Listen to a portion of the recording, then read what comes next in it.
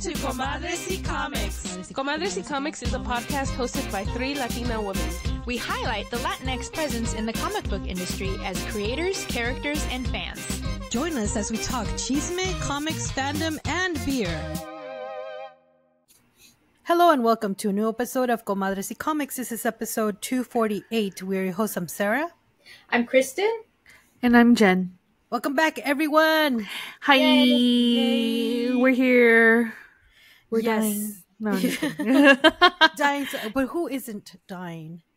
I mean, I gotta bring the mortality check every once in a while. So, yes. you know. We're all dying. Yeah, we're all dying slowly. Slowly but surely. When I say we, I meant I made a mistake. It wasn't episode 146. 246. 246. It wasn't 246. It wasn't 246. It was 247. So that makes this 248. Yes. Yeah. Anyway, yes. So, apologies for that, but now we're back. And correctly numbered. With the corrected number. Yes, absolutely. So it's going to be a hot summer from what I can tell, but we're not going to talk about the weather. We're just going to sigh heavily.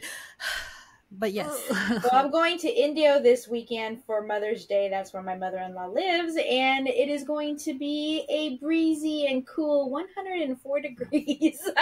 104, girl.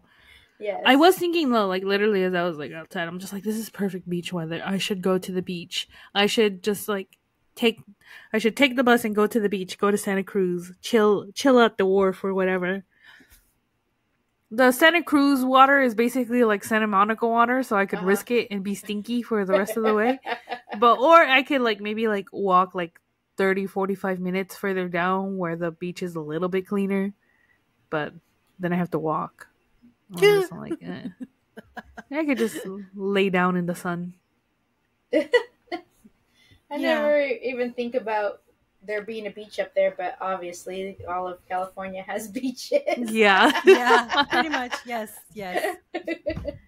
Yes. So this episode will air after Mother's Day. So we're just going to say Happy Mother's Day to all the madres out there. Feliz Dia de Madres. Feliz Twice. Dia de Madres. Yes. Happy Mother's Day, guys. Mm-hmm.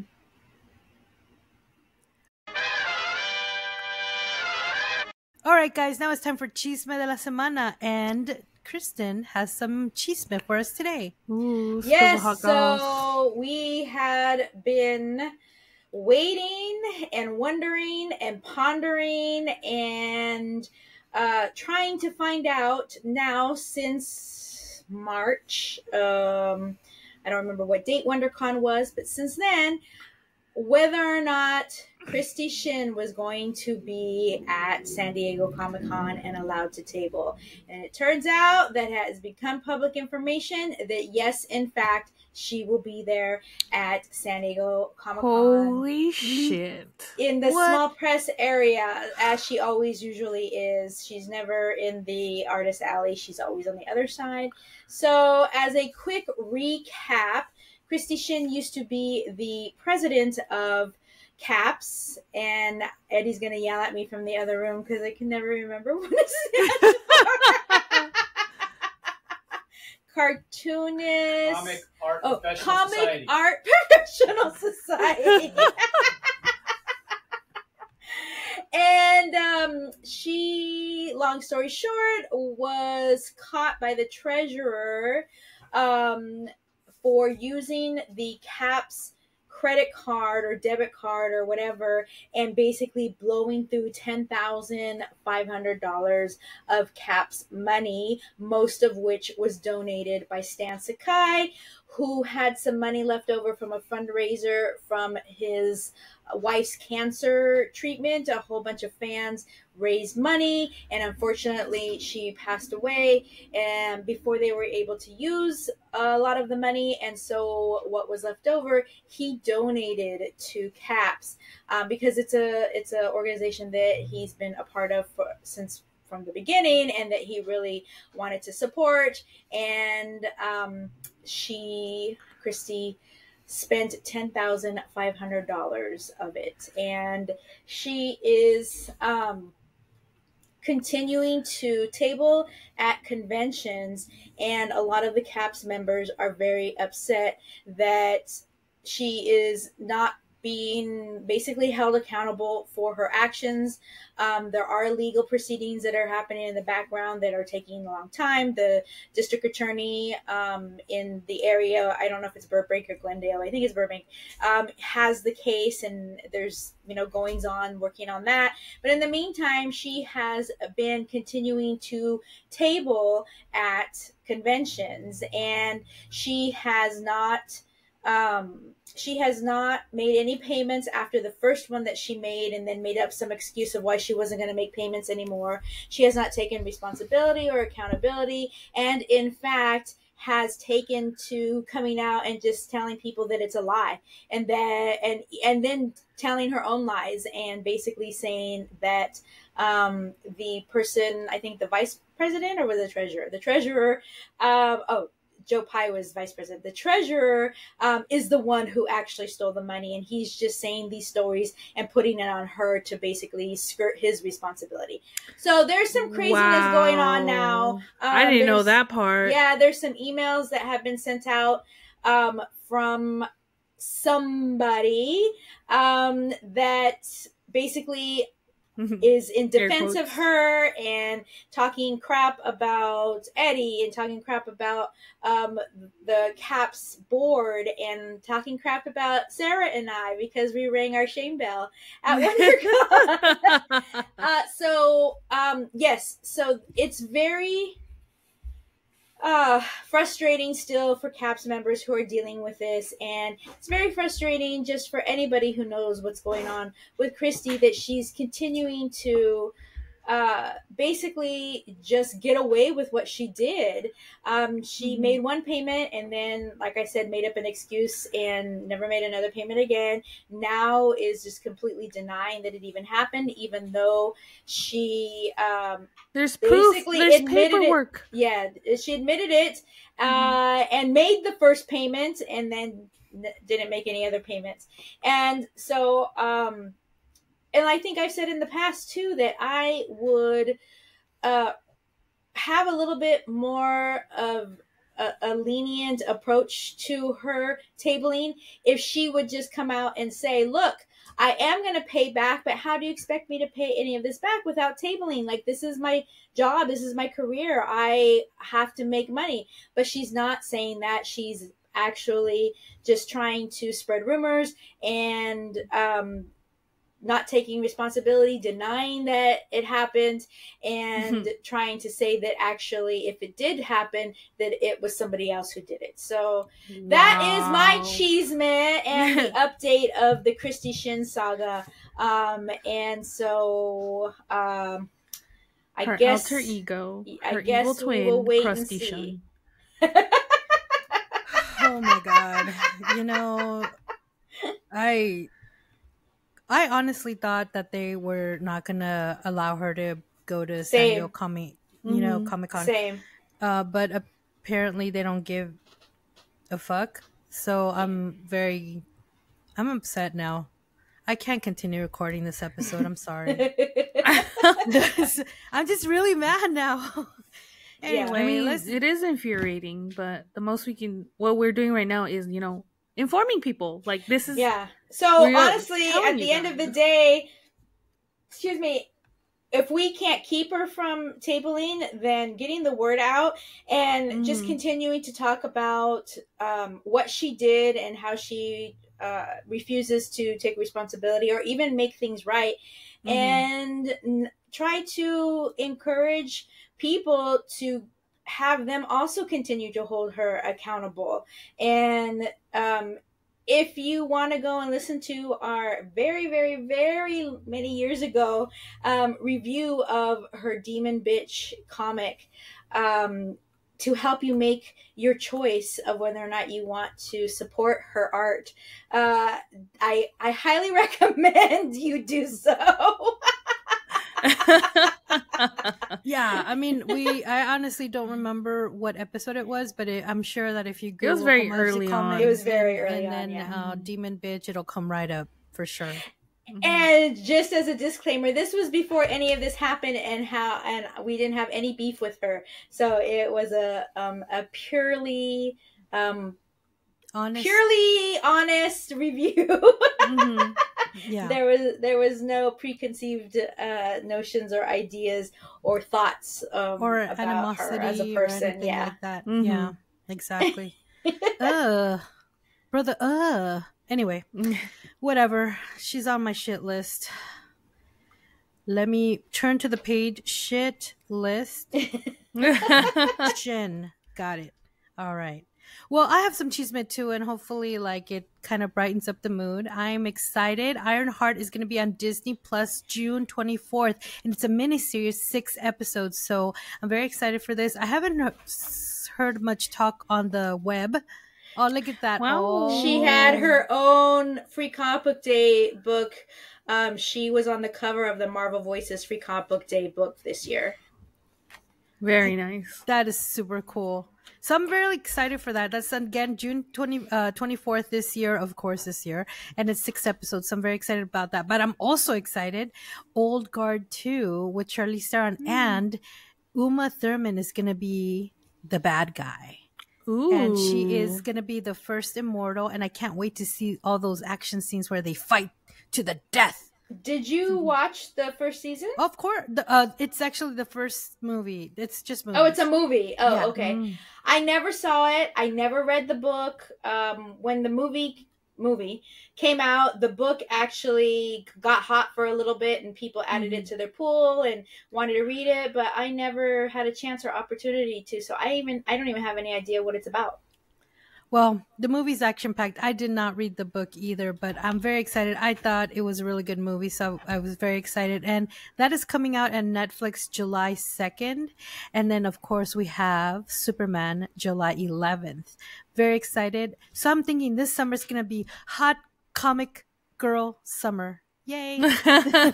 I'm so excited. There's a lot of things happening this summer. So and I got a kiddie pool for Noah and myself to wade in the water in the backyard. So what happened to your big redneck pool you say you're going to get every summer? Well, now that we don't have that much space in the backyard because of the pergola, I've rethought it.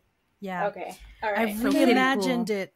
But we're very excited, guys. I am so excited. And there's a lot more projects coming out too. So these are just some of the ones that I am looking forward to.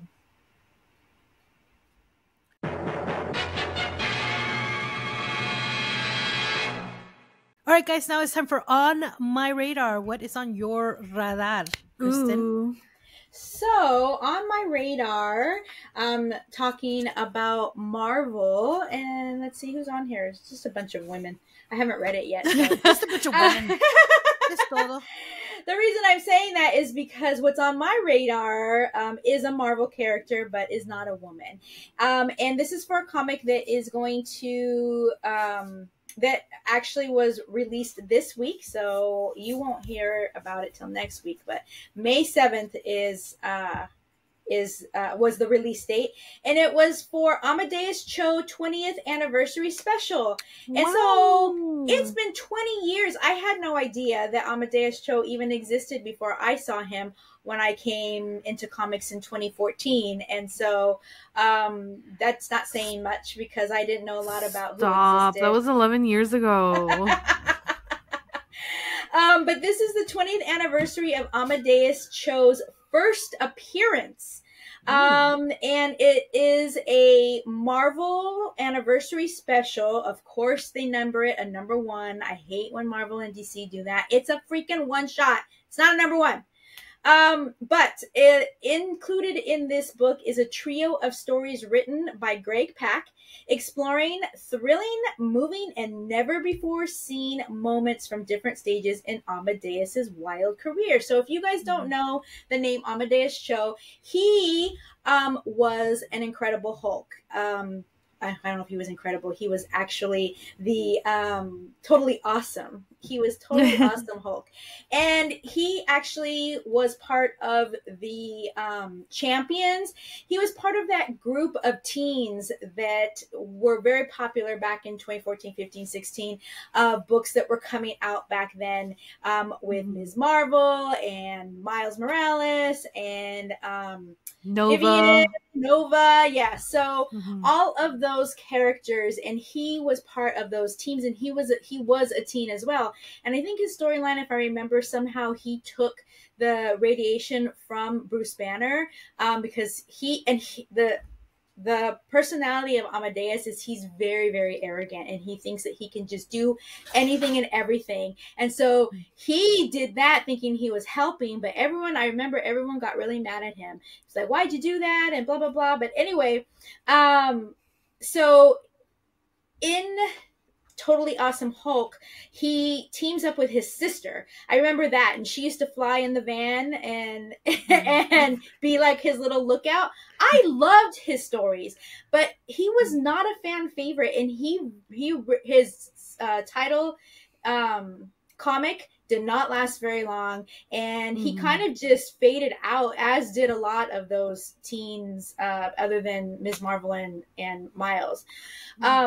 But I really was surprised to see that he's been around for so long, because I didn't realize. But let's see. So it says the return. In the story, you're gonna join Amadeus, Hercules, and the Renegades on the eve of World War Hulk in a story drawn by Amadeus's co-creator Takeshi Miyazawa. And then you're gonna another story, return to the era of Totally Awesome Hulk, which I definitely look forward to, as Amadeus and his sister, the sister I talked about, Maddie Cho, discover a long hidden secret that might just break your heart. Aww. And then finally in the third story, Amadeus in his Brawn era, which I said he's very arrogant, and he would just go out there and like, he's like a what's the saying, a bull in a china shop. So he would just like go out there and like Hulk out thinking he was helping, and then there would just be nothing but like chaos and turmoil left in his wake, and he'd be like, what, I helped, didn't I? So apparently that's his Brawn era, and he's gonna tackle a shocking new threat. So this, like I said, came out this week, but it should probably still be available at your local comic shop. If you are a Totally Awesome Hulk fan, definitely check it out. I haven't seen anything around Amadeus in a really long time, and I was excited and kind of happy to see that Marvel is doing something with him again. So that is what is on my radar. Cool. Nice. Oh my God, guys. I always get all happy. Yes, it's that time again, guys. La hora de la cervecita. What are we drinking today? It's like we're drinking the same beer for 3 weeks in a row. Same beer. Different brewery. Yeah, because it's just the same artwork on all the cans. But we have another We Love LA brew. Again, this is part of a big collaboration of 175 breweries that all came together to brew signature brews to raise money to go towards fire relief for the tragic fires that happened in the Palisades and in Altadena, Pasadena area this past January. So Sarah has been amazing in hunting these beers down. This is the third one that we've tried, and she liked last week's so much she went back to try to get her own little 4-pack so that she could share with Frank, and they were already all sold out. Dang. Yep, they were. So we have tried a what was the first one? It was a Pilsner. It was a hoppy Pilsner. Then last week we tried a West Coast IPA, and then this week we are trying a hazy IPA. So it doesn't say much about the actual brew itself on here, but this is from Hermosa Brewing Company. And as Sarah reminded me when I asked, where's Hermosa Brewing Company located? She's like, it's literally like right next door to Smog City, which is the beer that we reviewed last week, which is literally around the corner from my house, which I also was like, where's Smog City? So they both are within half a mile from my house. Exactly. All right. So yes. Hazy IPA. It smells.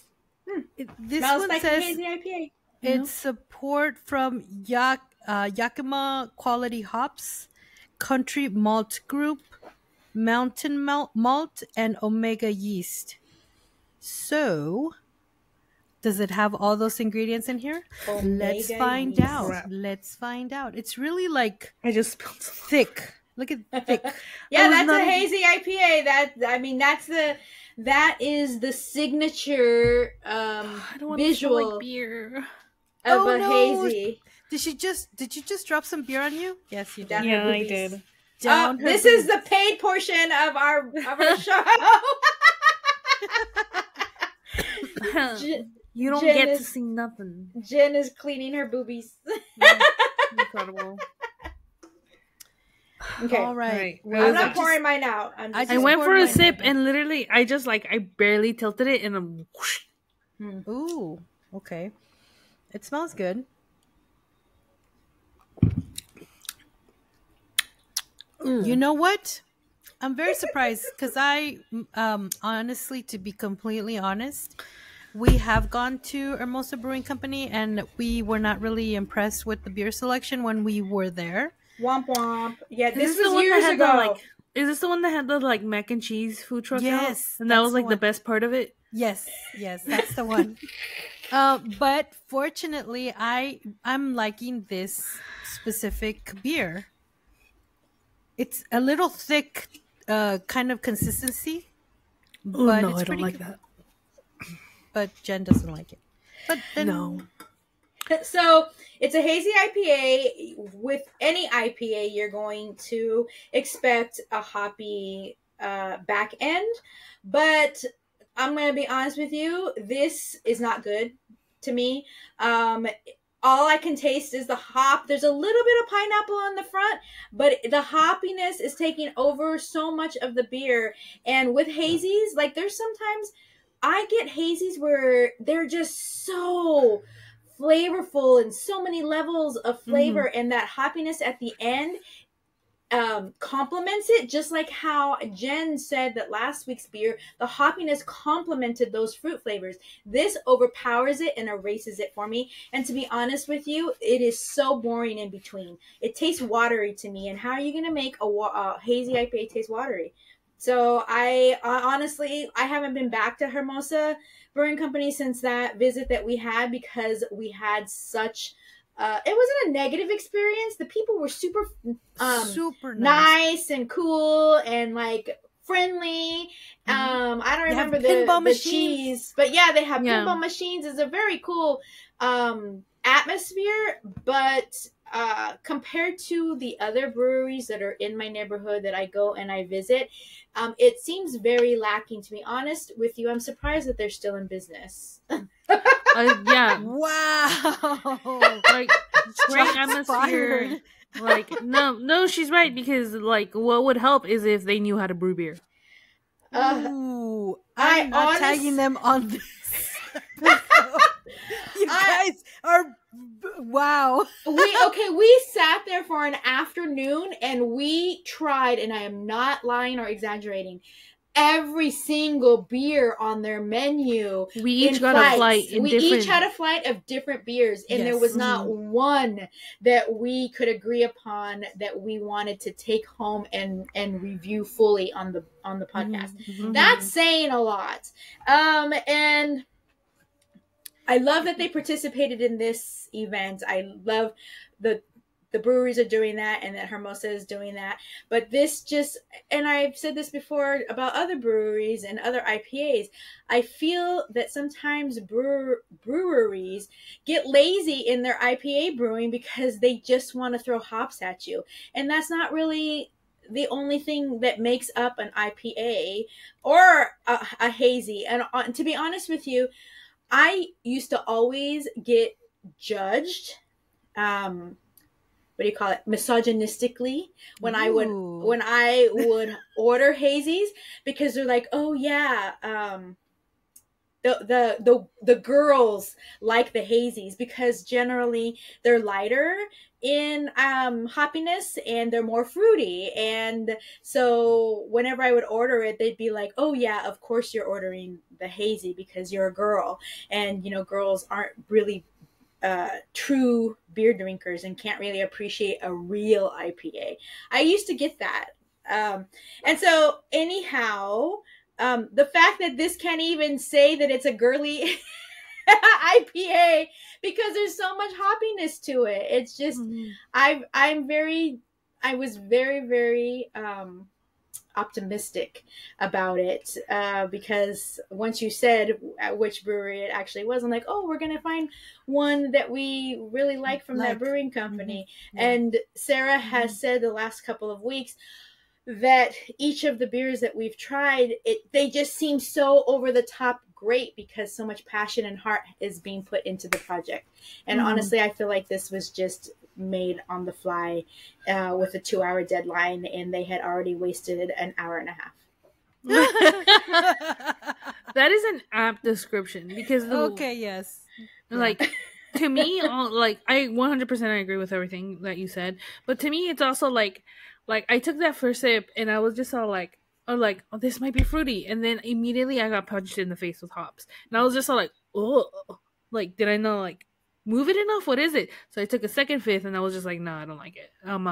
Because it tries to trick me with that initial like kind of like pineapple, like fruity flavor, but the hops comes immediately afterward. We've had beers where like the hops, like, you don't taste it at first, but as you keep drinking the beer, it becomes more prominent, because you like it's repeated, and so it like builds and it stacks and it's layered, and then like as slowly as you're drinking the beer, as you're like consuming the beer, it becomes more present and you can taste it more without it being overwhelming.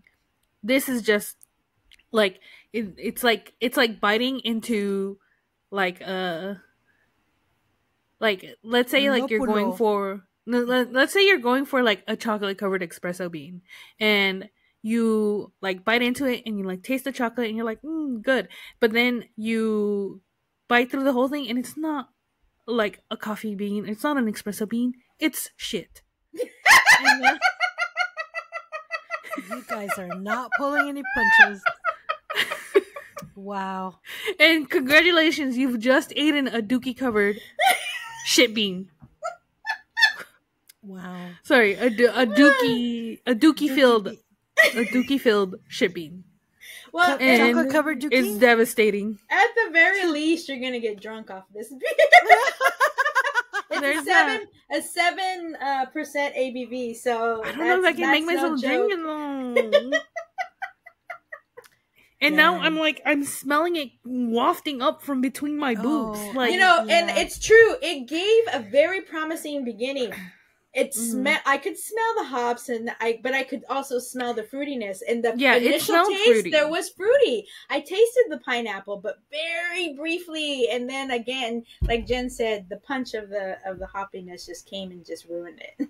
And don't get me wrong, I think people listening are like, well, bitch, then don't drink IPAs. You don't like hoppiness, you don't like that flavor, but that's not true. I used to only drink IPAs, and when you have an IPA that actually is brewed correctly, or at least correct isn't the right word, imaginatively, but yeah, like creatively, it's very good. It's the personality of an IPA should be multi-level. It shouldn't just be hops. And I think for so many years, a lot of IPA drinkers thought that that's all that it was just hoppiness. And honestly, what did they care what it tasted like? Because it's a 7+ ABV and you're getting the most bang for your buck.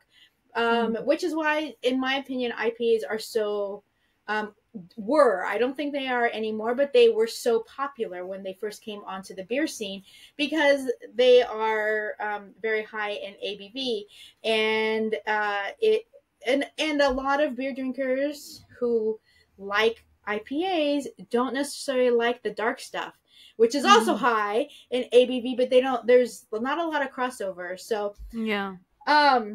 So I do love a hoppy beer. I loved that hoppy Pilsner. That was very, very hoppy and very good. Yeah.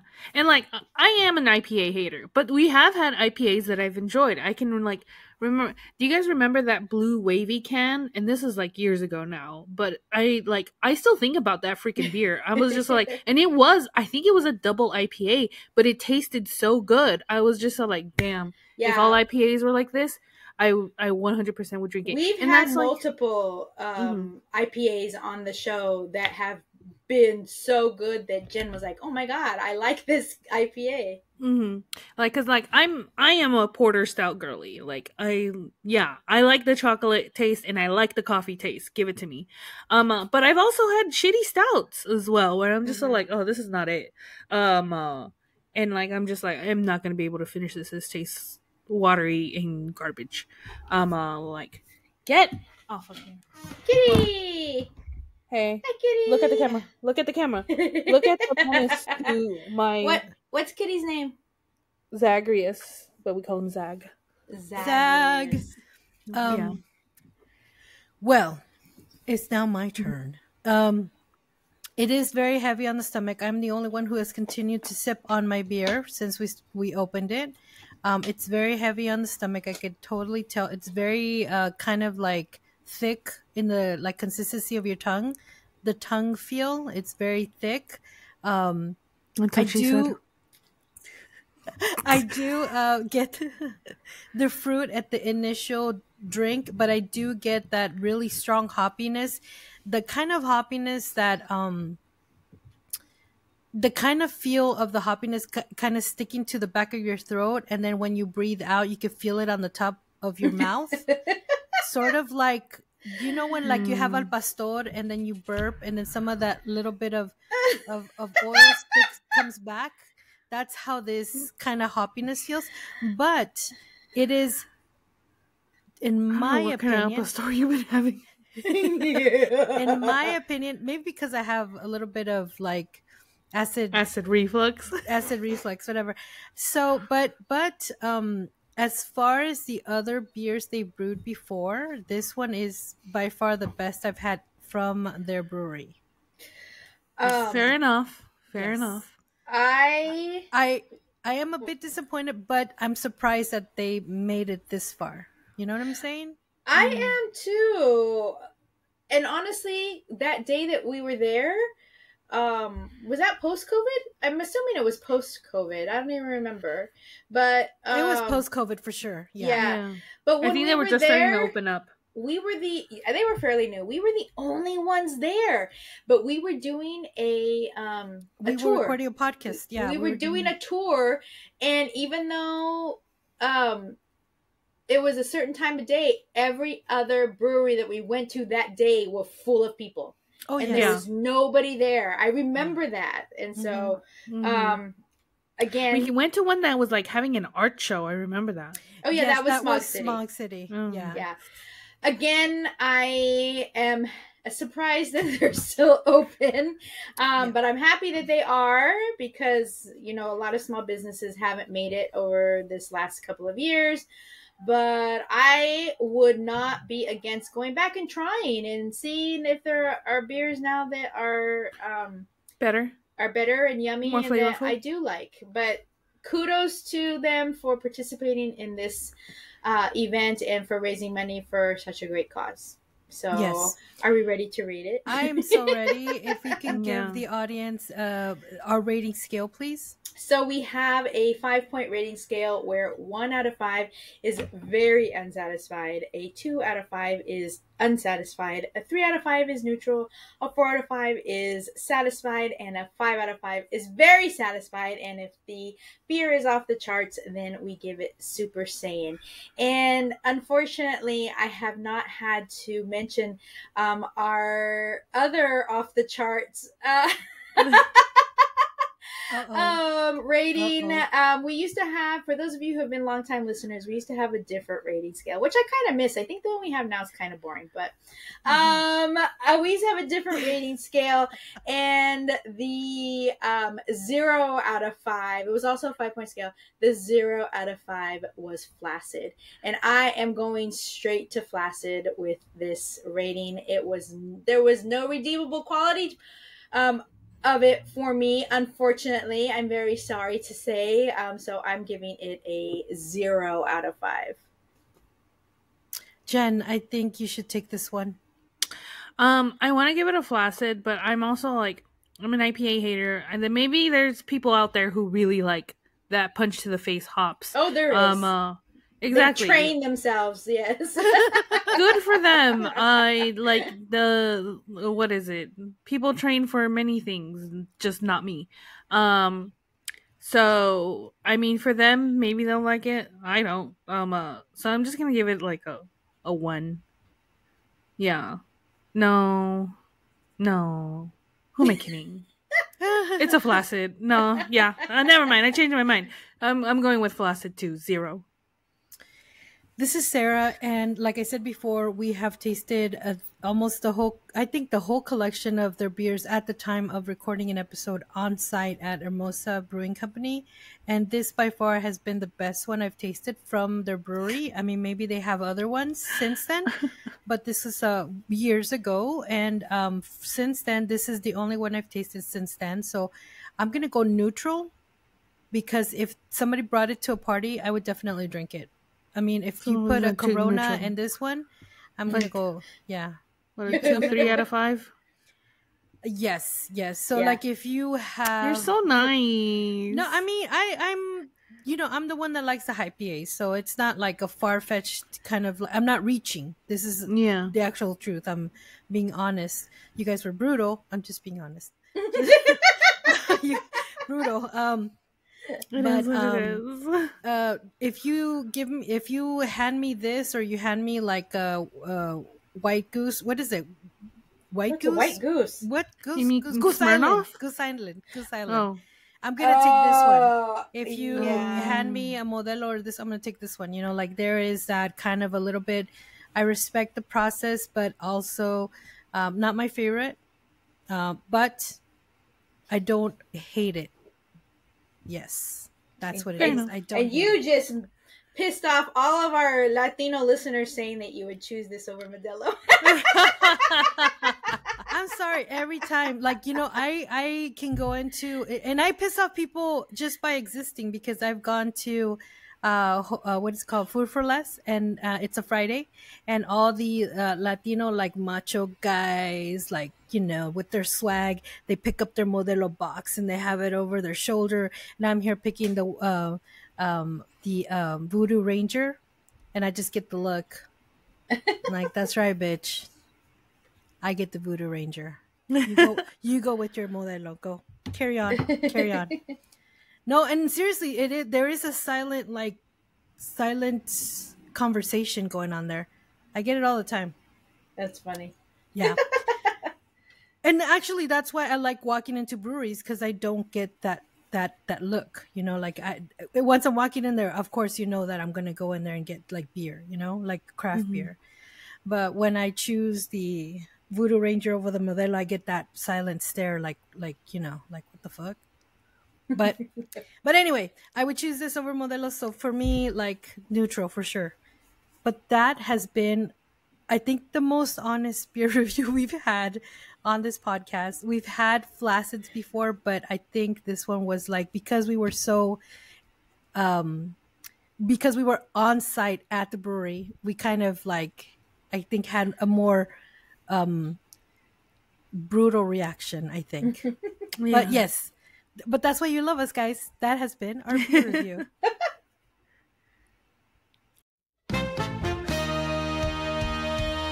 All right, guys, now it's time for our book review. What are we reviewing today, ladies? So today we are reviewing Butterfly Tears by Fang, published by Fang Comics, written by Fang Li, who is the creator, writer, and artist. Wow.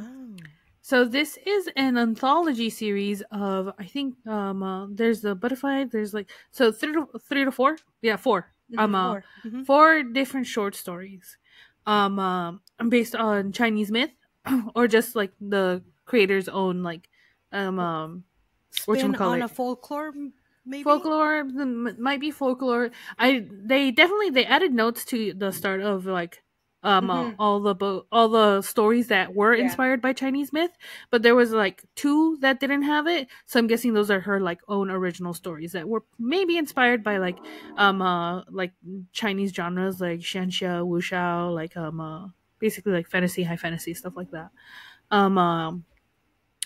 And I mean, get started. I fucking love this. This is great. I like. It's a basically manga style or like a Chinese comic. There's a proper term for it. I think it's man. There's manga. There's manhwa or manhwa, and that one might be Korean. And then there's, I think also the Chinese one is just like manhua. But there's like different ways of saying it, so my bad if I butcher the mispronunciation. But it's basically a Chinese comic. It's basically manga. And as I was reading it too, the art style reminds me so much of just like those early like Tokyo pop like translations and stuff like that. Yes. Very like the like very like early like well, not early 90s but like late 90s early 2000s art Yes. aesthetic. Mhm. And I loved it. I really enjoyed reading this simply because I'm not as well versed in Chinese mythology as I am with other mythologies, simply because I grew up in the West. I grew up with like Western folktale and stuff like that, but I have always been interested in myth and folklore from around the world. So like the Butterfly Lovers one, I knew about. I kind of knew about the Seven Fairies one, but not enough to be like, yeah, that's for sure. Like here's it.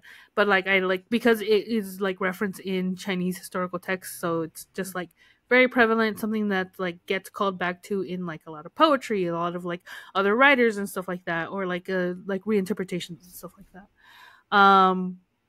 But I like all of that first story. It's based off of the Butterfly Lovers in Chinese myth. Super popular. Like basically like telling someone who grew up here like, oh, like this is a story of like Romeo and Juliet, or like or like kind of like those like really popular like love stories and stuff like that, or like tragic love stories that get passed around like pretty much like when you think of like Chinese myth, you either think of the White Snake, the Butterfly Lovers, or there's another one. There's but those are my personally some of my favorites. So I loved it. Absolutely. I freaking love the art. I didn't pay attention to the creators. I just went right into reading it because I was on a deadline.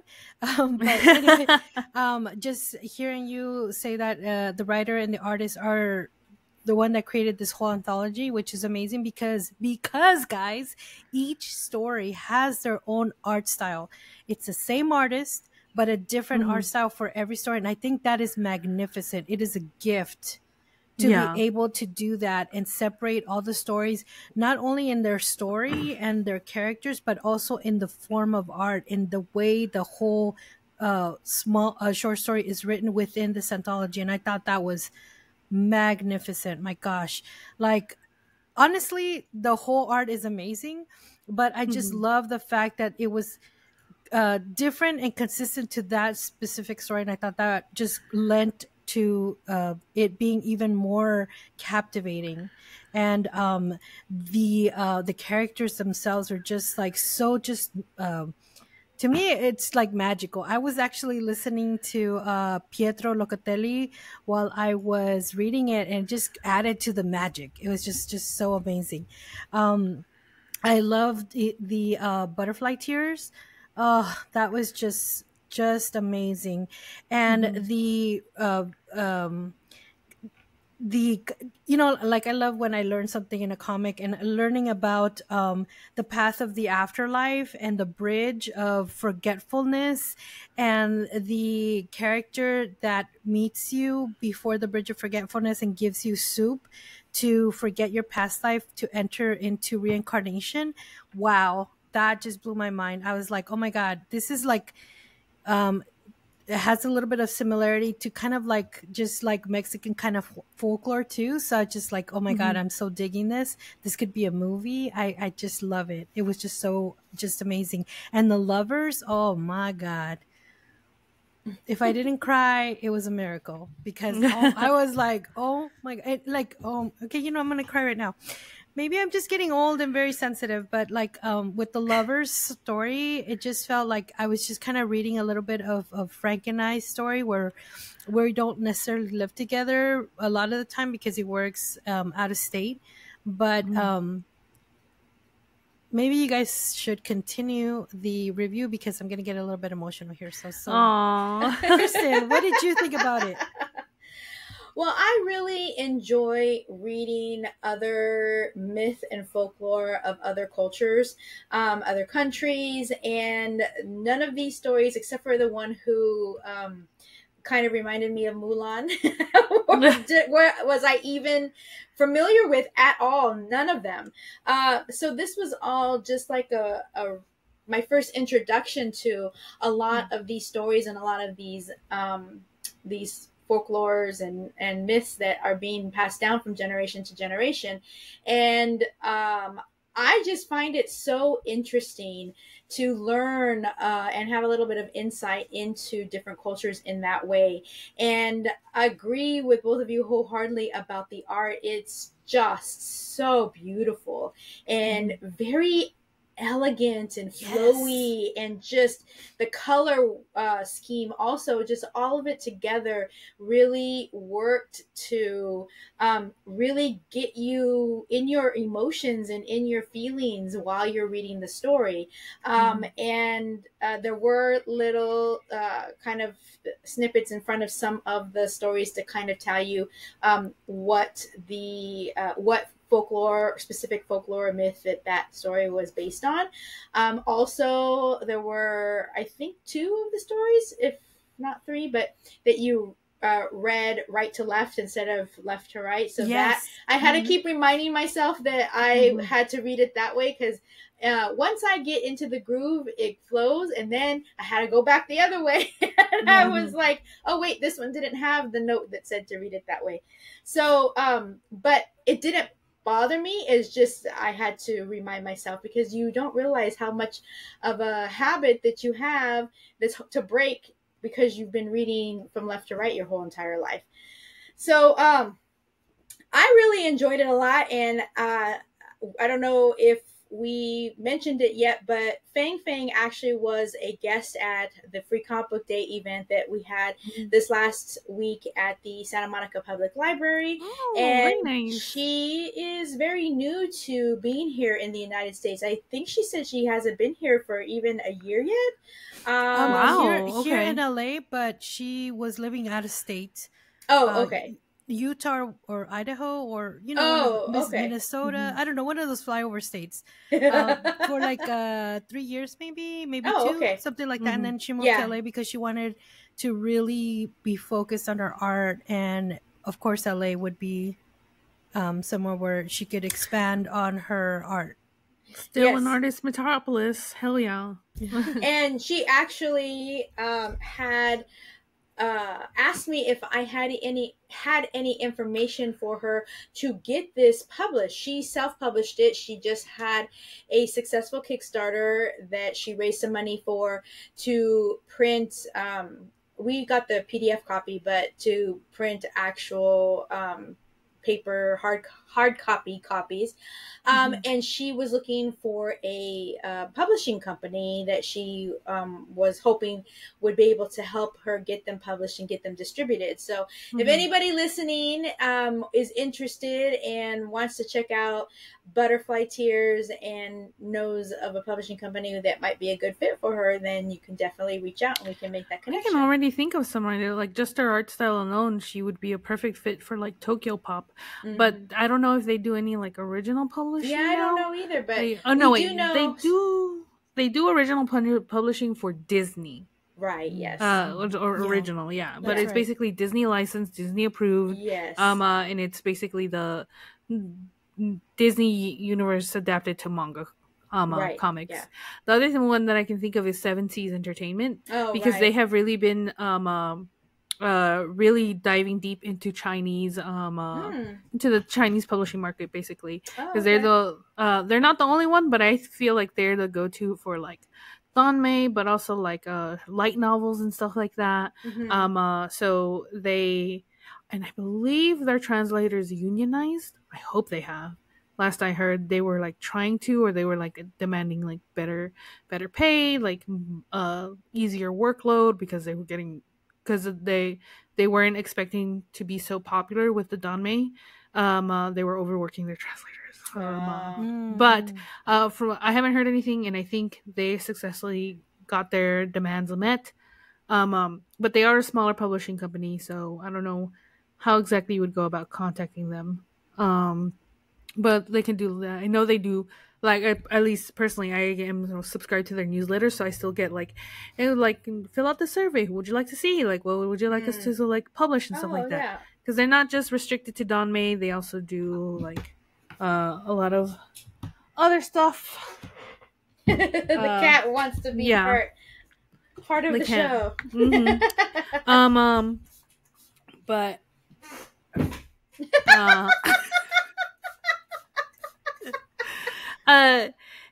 basically any of like definitely like smaller publishing companies, but I think it's something that is pretty good, and she did successfully kickstart it, so that is bonus points in her favor. And she has successfully kickstarted multiple projects. She has an upcoming one called Beauty Number 2.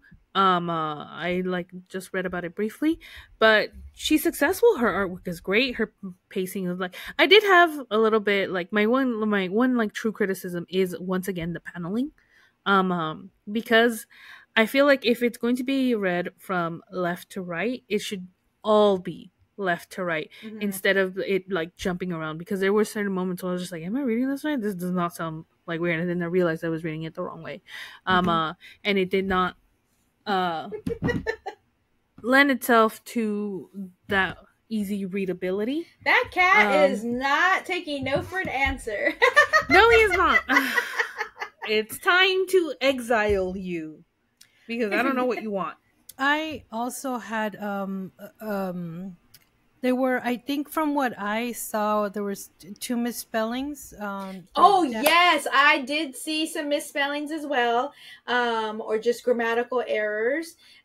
So I was definitely taken out of the story with that. And my criticism, similar, not so much the paneling, but she is taking a story and basing her comic rendition of a folklore or a myth and creating a comic version of it.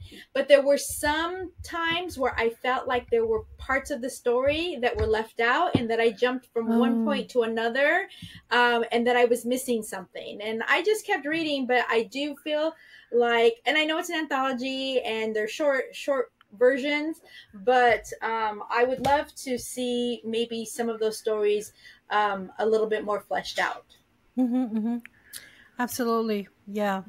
The Lovers I thought was really amazing. And then I think a little bit of the confusion I had was when we saw the main character trying to be reunited with his love forever and being released from captivity. And then him trying to complete the orders of the queen. And the jumping from there was a little bit difficult for me, but once I got into it, it was just really, it flowed really well. Just the jump was a little bit difficult, but the end was tragically freaking beautiful. It was freaking majestic. It was magical. It made me feel so many feelings, and it just was like perfection. The execution of those few panels was just like, it all came together. It all just like really made you feel everything. Just amazing. Just amazing. Are we ready to rate the book? Yeah, definitely. Yeah. Okay, what is our rating scale, Kristen? So we rate our books on a scale of 1 to 3 conchas, 3 being the most conchas that Jen's mom ever let her eat in one sitting, so that was the best. And if a book is off the charts, then we have our own personalized rating that we give the book. And I'll just go ahead and get started. I really enjoyed it a lot. I enjoyed meeting Fang on Saturday. She was so sweet and so nice, and I felt so bad for her because it started raining. It was actually low marine layer mist, but it was so thick and heavy that it was as if it was raining. And she, of course, all of her product is paper, and so we had to move everyone inside, but a lot of her stuff kind of warped. Yeah, I was gonna say they got like that. They got warped. But she was just, and I was like apologizing profusely. She's like, "No, it's okay, it's okay." She was just so sweet about it. I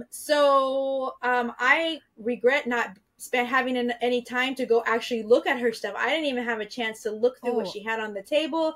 I didn't even really look to see. I saw she had prints, but I didn't even really get a chance to look at them. So they're amazing. I did get a chance. They were really great. Good. Yeah. So really I definitely recommend checking out her Instagram, checking out her website, checking out her upcoming events. Facebook. No, her upcoming Kickstarter. And I am going to give it 3 conchas. This is Sarah, and I am as well going to give it 3 conchas and a little cup of tea. I loved it. Like I said, like the last story, The Lovers, really hit home for me, and it was just really amazing.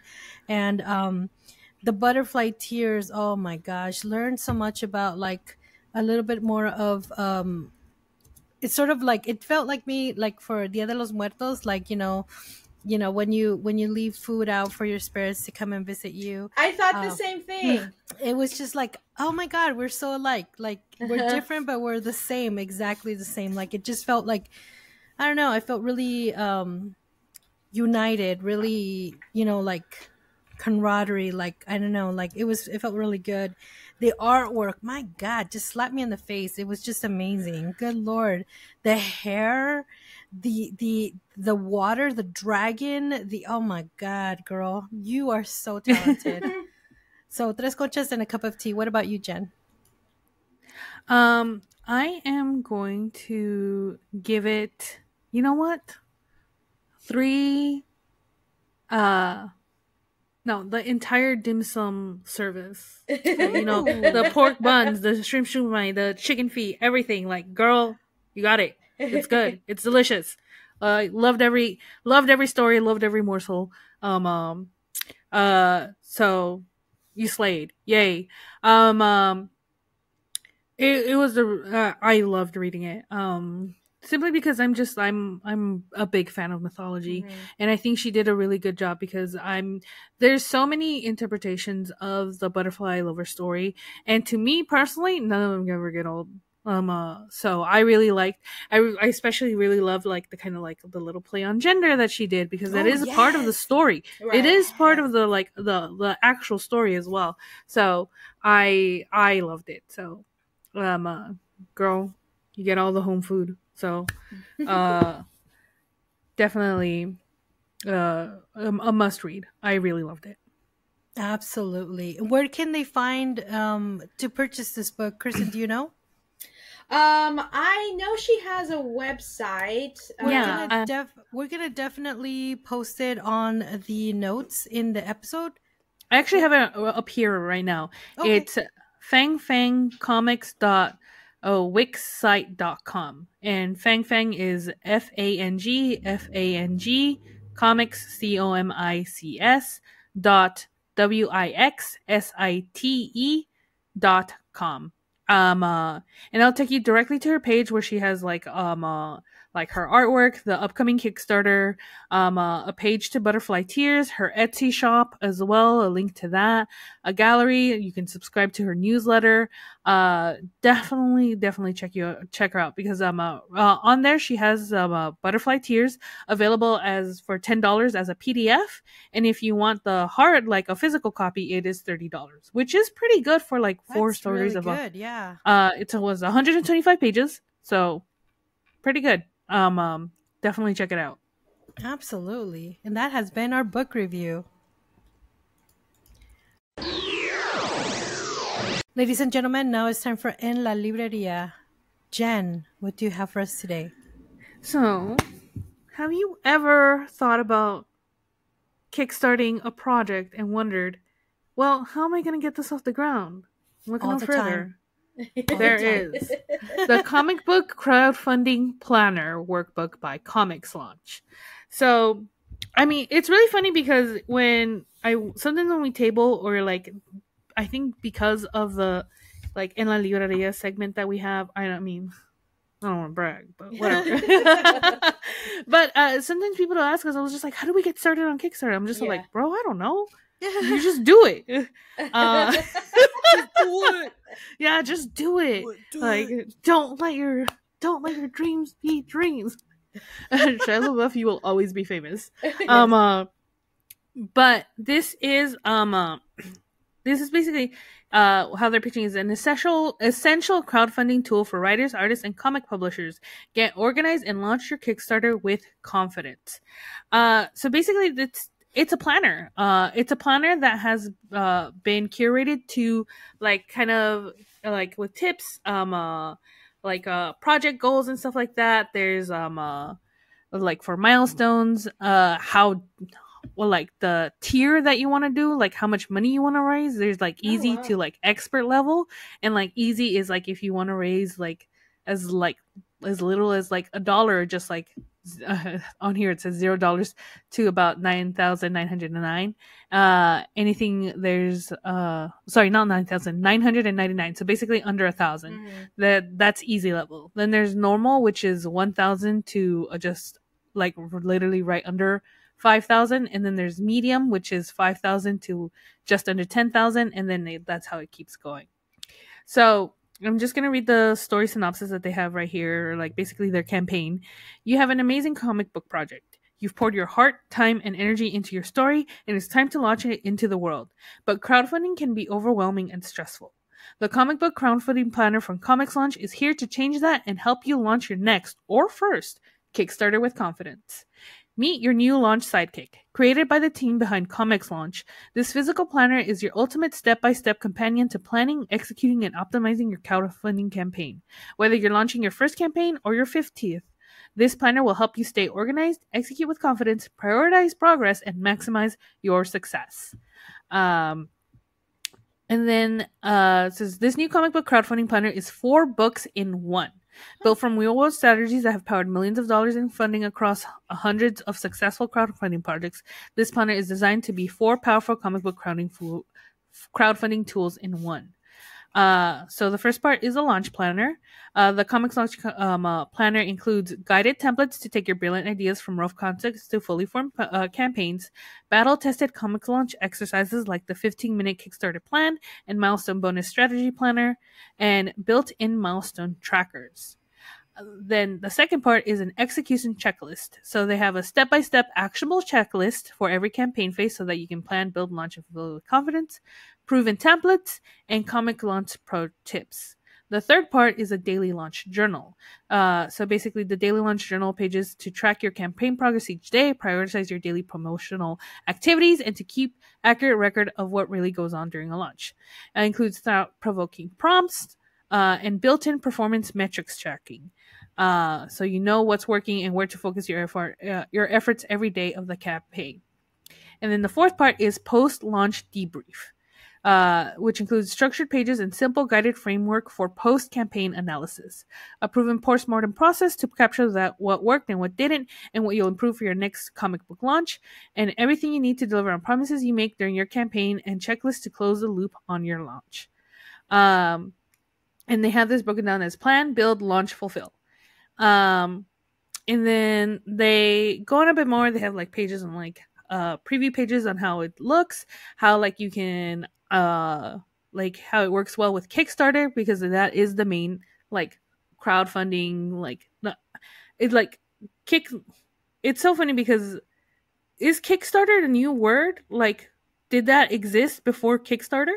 Or is this kind of like the Google? Kickstart was a word. Like you kickstart something is just like to begin something, yeah. To begin something, yeah. But it then like but then it becoming like to specifically mean like a website like Google. Right. I think that is entirely of its story, because even when you can say you're like, oh, I'm kickstarting something, but you might not even really use Kickstarter. You use like Indiegogo or Indiegogo. Yeah, it's like basically saying I'm gonna buy some Kleenex, but you don't buy like Kleenex. You don't buy Kleenex. You don't buy brand Kleenex. Yeah, the cheaper brand, the Rolf's brand or whatever. Yeah. Then they get more into it. There's like comic professionals who are like or like the ComixLaunch pros, Travis Gibb, Jesse Judd, Ryan Collins, and Colin Devonshire. So the people who like helped create this. And my only problem with it is that it's this really ugly shade of green. Like I can't get past it. But it's there is different options. Like you can get the physical planner, you can get a printable PDF of the planner, or multi-pack bundles. So you have multiple. If you want to do multiple projects, or you have want to have one project for each planner, you can get multiples of them.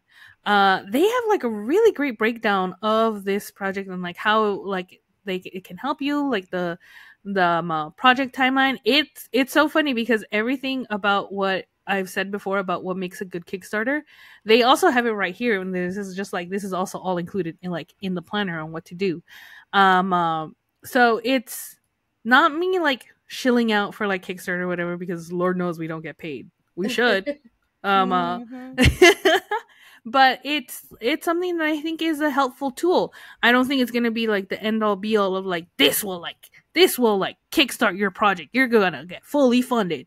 No, this is like it's a tool, like a planner is a tool, because it literally is a planner. Right. It's just geared and towards like a specific project to like really help you get organized and get your thoughts down and be like, okay, this is what works, this is what happens, so that you can repeat this process or start the process. If you have no idea how to go about launching a Kickstarter, this is 100% like a good way to be like, okay, this is a good starting point as well, because so as much as we say like go and do it, you're like, okay, but how? This is a way how you can. What's the project called? I'm trying to look at the ugly green. Comic book crowdfunding planner. Okay. Workbook by ComixLaunch. So they had initial goal of $3,500. They are currently at $10,273. Wow. So they're fully funded, with 273 backers and 20 days to go as of the recording of this episode. You can always back without expecting a reward. But the base reward does start at $5, where you get a 15-minute Kickstarter plan, PDF, and video. You get thanked by name on the ComixLaunch podcast as a backer of this launch, and you jumpstart your crowdfunding journey with a simple tool and training. Get the 15-minute Kickstarter plan PDF and companion video training to sketch out a winning campaign strategy. The next tier up is $22, where you get the printable ComixLaunch planner PDF. So this is the book, but all in PDF, and I'm guessing it's printable, so they don't have it like locked, because that is a thing. You can get like PDFs, but you technically don't own them, so you can't print them, you can't edit them, you can't like do edits or like use them. This one is fully printable, so you have access to those options. The next tier up from that is $27, which is the physical ComixLaunch crowdfunding planner. But this is actually the early backers one, so you save $27 on it. So if you miss out on the early launch, the next tier for that will be $29. So right now the early bird special is still in effect. You can get it for $27 for the physical copy, which is not bad for a planner. And then the tiers keep going on from there. There's the bundle, which you get the PDF and the physical copy, multiple copies, sponsorships. I don't know what kind of sponsorships, but there's definitely multiple tiers here that you can choose from. But the base one, so that you can get the PDF, is $22. So definitely check it out. I think this is a really useful tool. I think it's pretty helpful to anybody who has questions, and it's you don't need it, but it's nice. And so it has the official Projects We Love stamp of approval from Kickstarter, so they like it. Of course. That sounds super interesting, and that just makes me think what kind of pearls of wisdom Eddie D'Angelini has on Kickstarter projects. Well, he has had a handful of other creators who were getting ready for to launch their Kickstarters contact him and talk with him about having questions they have, and about just best practices that he uses when he has done his, because he's done multiple and he's never had one that hasn't been funded. So there's definitely best practices that people utilize, and Madeline Holly Rosing wrote a whole book on it, and you see hers. She's always hitting it out of the park with funding her projects way over and above. Mm-hmm, and I still forgot to back it and get that darn bookmark. Darn it. There might late pledges are now available on Kickstarter, so if she opted for that, you can still go in there and grab it. Yeah, she did say at Free Comic Book Day she did apply for the late pledges, so check that out too. Mm-hmm. All right, ladies and gentlemen, it's now time for Juntos y Fuertes. What do you have for us today, Kristen? So, in our Juntos y Fuertes segment, I try to highlight projects or events or the organizations or books that highlight voices from other marginalized groups. And today, I have this really interesting nonprofit organization that came across my Facebook feed called House of Afros, Capes, and Curls. And that really struck me when I saw that. I was like, what the heck is that? That sounds really interesting. And it was an event. It was a particular event that came up on my my page, and I'll talk about that in a little bit. But they are a nonprofit organization that is always looking for ways to build community, connect people, impact change, and create programming that generates a sense of community. Their vision is that this organization was created as a vehicle for POC to build more inclusive environments to engage around seemingly non-traditional spaces. I can't speak today. Spaces. Such as gaming, comics, cosplay, that kind of stuff. And what do? They create space for community members of all backgrounds to discuss sensitive issues using geek culture as the catalyst for conversation. So they have a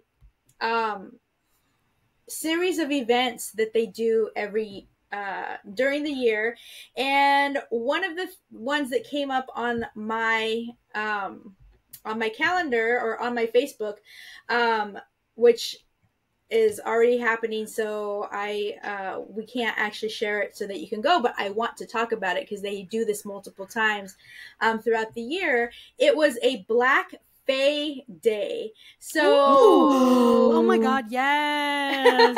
Super cute. Oh my god, anytime to wear wings, yes. Yeah. Mhm. And so that came across my my Facebook. I'm like, that sounds really cool. So I clicked on the link and it took me to the Facebook, and that's where I saw that they also do a Juneteenth steampunk tea party. Oh hell yeah, I'm down, That sounds dude. so much Okay, fun. where's the location? I want to go. Okay. Yeah, so unfortunately, Oh, we gosh. always share things that are within our backyard, but unfortunately, this is not close to us, and I was a little disappointed because it was coming across my Facebook.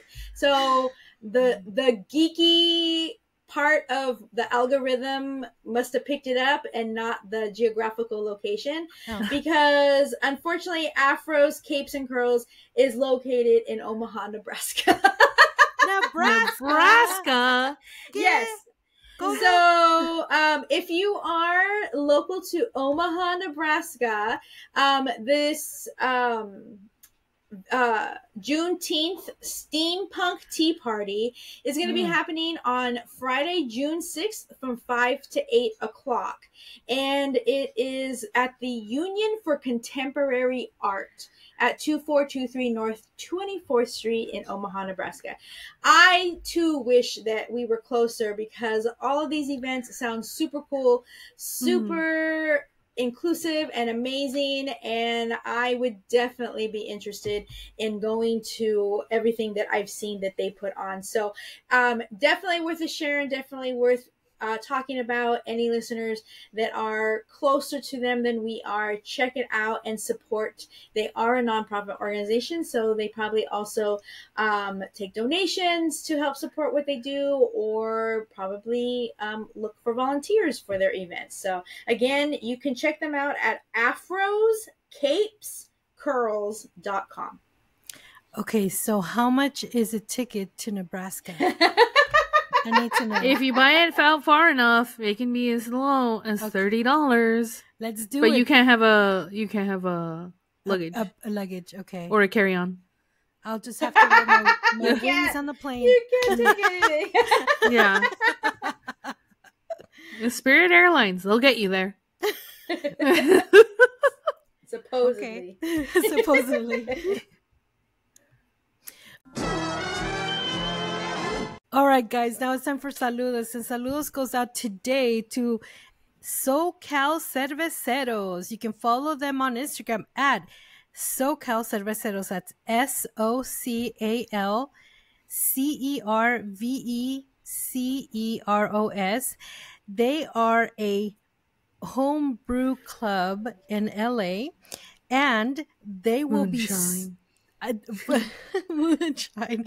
Soon they will be offering a mixed 4-pack of West Coast IPA, Irish Red Ale, a Saison, a Hazy Pale Ale for the We Love LA project. Wow. A Oh, 4-pack? okay. A Slay. 4-pack.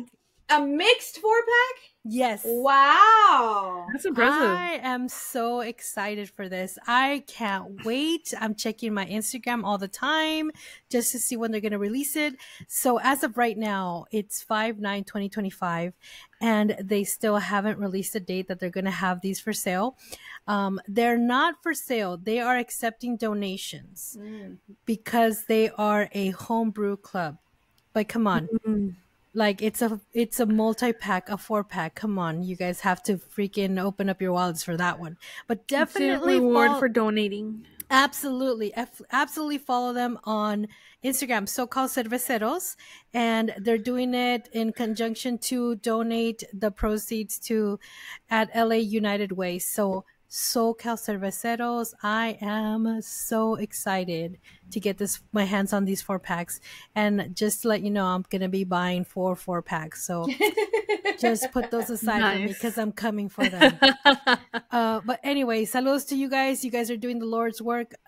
Honestly, a 4-pack mix pack of We Love LA. Good Lord, yes, give it to me. I am so excited. Saludos goes out to you guys.